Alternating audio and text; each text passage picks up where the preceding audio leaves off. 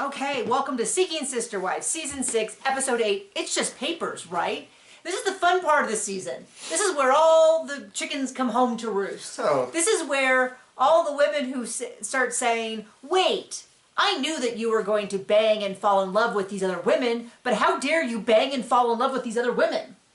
It's also where we start to find out that some of the guys, not all of the guys, but some of the guys are like, hey, I told you ahead of time that I was going to respect you and all that. That was actually a lie. I had no intention of that. And everything starts to kind of fall apart. That was just until you changed your mind because I want you to. Okay. So, and if you're like, wow, that you blame both the woman and the men. Depends on the situation. Mostly. But in most cases, it's a little of each. Okay, so we're going to start with the Merrifields. They have finalized the prenup. My favorite people... Not even 24 hours before. The night before. Yeah. My favorite people in this storyline is the brother and the sister-in-law, who are like, I don't know, why didn't you do this earlier? That's 90 days. Well, no, 3 months. He's like, the brother, so her brother, Danielle's brother, is in business with Garrick. My memory is that in the first season we saw Garrick, he worked with his family. And then after that season, his family sort of kicked him out, and I guess he started his own business with the brother. With my guess, his brother-in-law.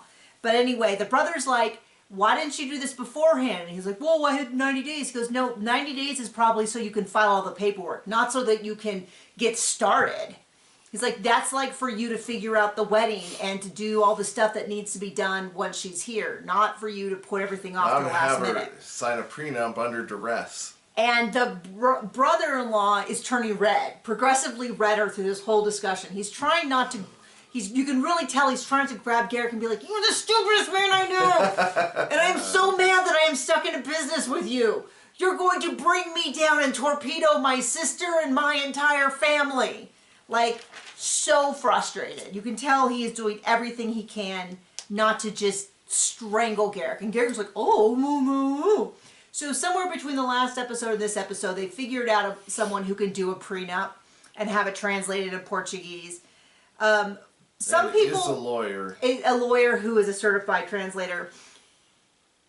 I had people comment, I don't know if this is true, but that most of these prenups for K-1 visas get thrown out because by definition they're being signed under duress because they only have 90 days. So if they show up and somebody's like, here's a prenup, they might, if they had done it before she arrived, they might have had more of a legal leg to stand on because they could say, hey, we could have put off when she actually came or something. I don't know.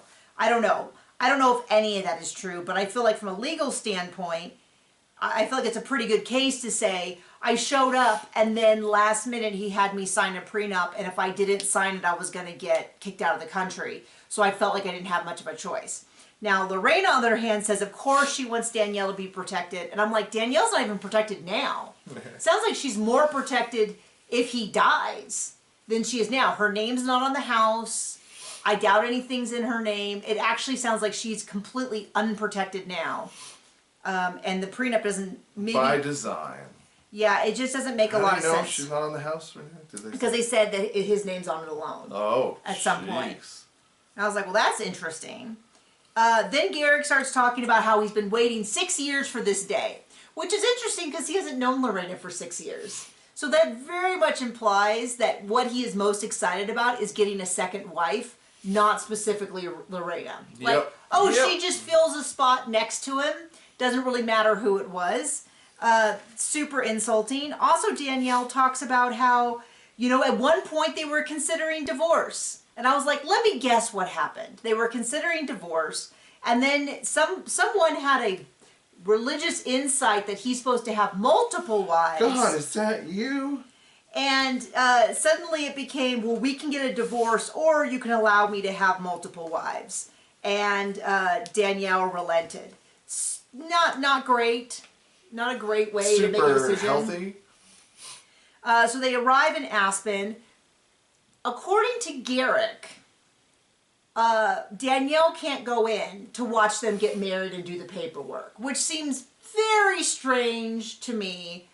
I am not an expert on court weddings, but my understanding is you can have people with you. I mean, I've seen pictures from other people who got married at the court, and they did have people with them. I'm very suspicious that that's actually the case, that she wasn't allowed to go in. It really feels like this is something, because I didn't see anybody else say that. And so she stands outside and she's crying and she's like, I don't know why, it's just papers, but it feels different. And we're like, yeah, because your husband is marrying another woman. And she's like, I know it doesn't matter. I'm like, yeah, it does. Because it's very clear that... She keeps calling it a piece of paper as if the stuff on it didn't make it of some value. Yeah, I mean, of course it's just a piece of paper. So is her life insurance policy. Yeah, so is right. So is our marriage license. So is our son's birth certificate. But it does have symbolism to it. Right. A significant amount. So, and in fact, they did end up getting Danielle, and we all remember because we saw it on the show. Danielle and Garrick did get divorced, and she was crying and so upset, and Garrick was like... Yeah, I felt like 10 minutes of her making faces, trying to convince herself, and then finally, like, crying. And it's like, oh my gosh. So next up is the Johnson... Who could have guessed? Oh. Who could have guessed? Who could have guessed? Now the Johnson family. The Johnson family in Rhode Island. That's Angelica, Matt, and Shanae. Angelica had met with Shanae, basically talked Shanae into going on her date with Matt. I don't know. I'm not impressed with either one of them, Shanae or Matt. Because Shanae admitted on their last date that she was going on a date with another guy and sleeping with him. Okay? Matt messages her. She never messages back. I'm not terribly impressed with Matt, but... She then gets all bent out of shape that he went on a single date with another woman, and she's like, how dare you? And I'm like, I don't know, I thought you guys were broken up. Right. I thought you were done. Well, you didn't reach out to me. So first of all, it was a few weeks after they've last seen each other. They go on a date on a train, which makes me think we are not having enough train-related dates, because I would like that. Secondly, I was like, we would have gotten this all out within 30 seconds of sitting down. Mm. Because he tells the interviewer all the changes he wants to make her happy. Does he tell her? Not that we saw. They managed to get drinks and a full meal before they actually get into the meat of the conversation. I mean, this is that meme that keeps going around. It's like, oh, I told him I just wanted to be done, and he didn't pursue me after. It's like, yeah. John, you have mentioned that meme, which is not going around. I see it all the time. Okay. Why are you seeing it all the time? What's going on with your algorithm? On Reddit. Oh, jeez, you're getting in the manosphere. I gotta watch out for you. I saw it once 2 weeks ago. But my point is, she's all bent out of shape because he went on a single date with another person. I thought they broke up at the end of their last date.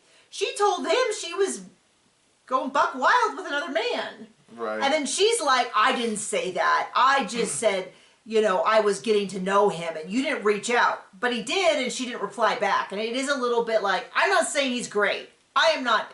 This does not seem particularly great.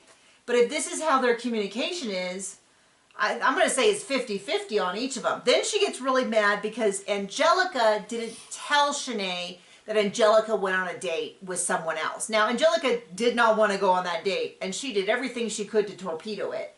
But Shanae feels like they're best friends. They should have said something. And I'm like, I don't know. Are we out of bounds? Because I feel like we did the same thing with Sister Wives when Cody was like, well, are we going to get back together? And she's like, you haven't talked to me for 4 months or however long it was. And I'm like, if I had a boyfriend or even a husband who like went MIA for weeks, I would assume we're done. Like, I would be calling a lawyer. I would be doing everything I could to protect me and my son financially. The idea that you could just... So the idea that they haven't talked in 3 weeks, and the last time they talked, she was like, I'm done. I thought they were broken up. And she apparently feels like this is, like, it's the equivalent of they broke up, they had a fight, and then they're talking the next morning. Right. Apparently that's what I'm done means to her. So I'm confused by this whole thing, and then she's like, now I'm really done, and she gets up and leaves on a train. On a train. Admittedly. And all we were thinking was, there's a lot of food left on her plate. It looked really good. And we were like, tomatoes looked really good. Tomatoes looked really good. We were both, you said it, and I was like, I was staring at the tomatoes too. I was like, those look like those are like charred tomatoes that were like in a grill or under a broiler or something. And I was like, I even imagine what they would taste like if I bit into it, because inside would be all watery and like soft, and the outside would be a little crunchy. That's what I was focused on. Whatever's happening with their relationship, minor compared to the food on the table. Not super interested. So the end of that. End of that. So the next up is the Peralta family. This is the next morning after Danny and Jackie had met. I don't know why anyone's surprised. He's upset, but he knew she was going to say this. And then But he really, really, really hoped she'd change her mind. Well, now that she said it, he's like, so can we change things? So she's talking to Yesel. She is with their 2 children. He spends half a second greeting the children, and they bribe him with cupcakes to go away. And then Danny's like, oh no, I have some bad news. Jackie doesn't want to date us anymore. Ooh, isn't that just terrible? And he's like, yeah, so you're going to change your mind? And she's like, no. And she uses a lot of therapy speech. And this is kind of my thing, which is, if she doesn't want to have a sister wife, she doesn't want to have a sister wife. My guess is... Be honest with yourself. Much like Garrick's situation. It was sort of a, you get this or I'm leaving. And my guess is that it wasn't leaving, it was cheating. And he's like, I'll either cheat and you won't know about it, or we can do this and you can kind of know about it and have a few rules. Well, now that she has a few rules, he's like, well, I didn't think it'd be these rules. I want to spread my, I'm sorry, I want to spread my seed widely. Far I'm sorry. and wide. I'm sorry for that phrasing, but it really does seem like he wants to knock up everyone. As near as we can tell, he already had a fiance and a baby, and then they had 2 babies with her, and he's talking about having more babies. Do you have a need to have babies everywhere? No, I'm just saying, like, is this a universal guy thing? Yeah, I got one with you. But the idea is, like, why would you want to have a bunch of babies? Well, when you do it right, it is. Oh, because I'm there. When you do it right, for months at a time. When you do it right, kids are a lot of work. And I even, you know, our kid needs a little bit more attention than maybe the average kid does. And, you know, there's even times when I think, I don't know that I ever, you know, like, how would life be different if we had more kids? Would our son suffer from the lack of attention? No judgment to people who have multiple kids. That's our unique situation. But I don't think, yay, more babies. There's absolutely no negative repercussions to having more and more and more children. Especially since he's already gone. I would hope that if he had another child, that when he was home, he was splitting time evenly between the kids, which means... No, we've seen that play out. Yeah, I mean, we saw it with Cody. What happens? You have a bunch of kids who don't know their dad, don't have a good relationship with him. I'm the best customer. Frankly, it seems like even the kids he has with Robin, where he was there disproportionately more time than everyone else, they much prefer their mom. I'd say in our household, there's certain things our kid wants each of us to do, like bedtime is definitely mommy son time. But there's a lot of times where he's like, no, I want daddy to throw me around and play. And there's a lot of stuff that you guys do together. And anyway, what's funny is right before we got on to watch the show, I saw a TikTok from someone who was like, the great thing about having my husband have another wife is that I'm never alone. And I'm like, except all the nights that he's spending with her where you're alone? Am I missing that? All the time they're dating, they're alone? I'm like, well, I mean, it's not that we're missing it, it's that they're delusional. Well, my thought was, this is where I'm like, I can get polyamory because you can have a lot of different relationships that fill different part of your lives. I don't want it, just to be clear, not to like send out the wrong signals, but I'm like, if you're going to have multiple partners, it seems like that's the way to do it, where everybody can have other partners to fill their various needs. But I was like, you know who is truly never alone? Me. Because I got him, and I got a kid, and I got a, you know what I mean? Like, I have, like, the idea that if there was another woman in the house, I would never be alone is like, no, because your best friend and your husband would be together a certain period of time that you're not involved in. I don't know. Maybe I'm missing something. Anyway, yeah, that's all we saw of the Peraltas. I don't trust the guy. I think he's already screwing around. A lot of people seem to think that he's already got a second family / work wife / girlfriend or something. I don't trust him. Could be. I think he just found a workaround around The Rosie. of like what? Oh, okay. Anyway, I thought that was a sex joke, and I was like, I don't want to hear. Okay, so the Williamsons. That's Reese, Billie Jean, and now a new date named Randy. Now remember, Billie Jean was pushing Reese into doing this. She wants more babies. She doesn't want to have them. Spoiler alert, yesterday on Facebook I saw a post from them that Billie Jean is in fact pregnant. It's another IVF baby. My guess is that tells us that nothing works out this season. But since it almost never works out this season, it's almost not a spoiler. It's almost like saying, in a murder mystery, will you catch the murderer?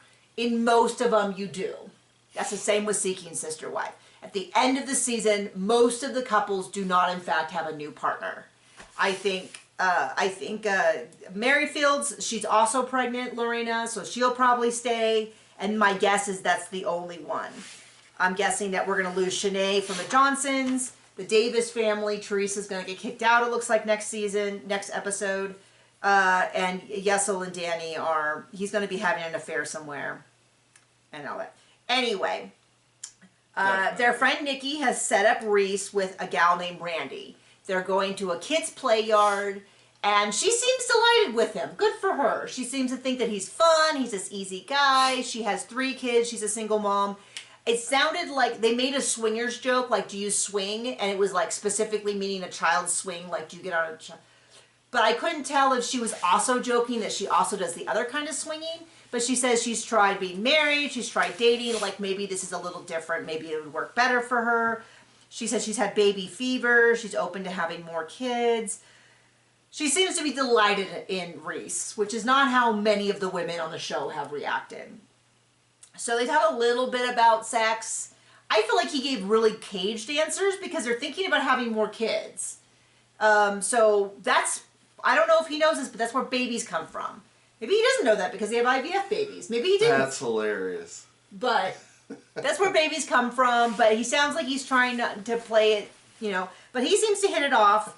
They go around the corner to a bar to hang out, and they invite Billie Jean to join. What we see in the preview is that he makes a joke about sex, and Billie Jean does not appreciate it, find that funny at all. And this is where I'm like, these women say, I want my husband to have another partner that they love, they cherish, they have babies with. And then they're shocked that he seems to be, no, he's not falling in love, but he seems to be attracted to her and made a joke about baby-related things, baby making. This is one of the few couples where I really do believe that she maybe spearheaded this, and now she's rethinking it. Merrifield's, this was Garrick. Maybe the Johnsons as well, because Angelica seemed to be kind of overmatched. She's like, get him out of my house. He is too much work.